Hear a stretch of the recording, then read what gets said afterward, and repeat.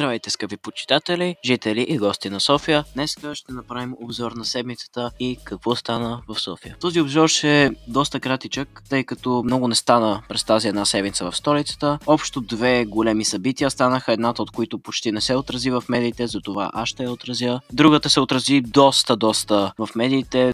На първо място, понеделника беше пуснат търг за 20 нови нискополови, модерни, климатизирани, безшумни трамвая, които да се движат по линии 1, 3, 10, 15 и други, с идеята да се заменят вече съществуващите трамваи, които се движат по линиите. Ако имате интерес да разберете още повече, цъкнете в горния десен ъгъл, би трябвало да се падне, за да видите по-подробно видео по тази тема. И второто нещо, което се случи през тази седмица, беше, със сигурност сте чули поне веднъж за новините, нощният транспорт в София остава. Накратко, преди няколко месеца общински съветници Ваня Григорова и Карлос Контрера. Тези общински съветници предложиха да се съкрати нощния транспорт, тъй като нямало достатъчно пътници в участъците. А само за сравнение, ето ви няколко снимки от линия N2 през нощта, така че не знам кой се опита да заблудят, че нямало хора да ползват нощния транспорт. И съответно, петък, 14 февруари, честит Трифур за Резан, се събраха пред сградата на Столична община една групичка хора, както много хора харесват да ги наричат, която се казва Спаси София, и протестираха за връщането на нощния транспорт. Едва по-рано миналата година беше пусната подписка за запазването на нощния транспорт и над 10 000 души се подписаха. Съответно, общината нямаше какво да направи и едва вчера следобеда се отмени решението да бъдат закрити две от нощните линии и съответно София си остава с нощен транспорт, който го нямаше близо 4 години преди това. Имайте предвид, че ще правя видео на тази тема съвсем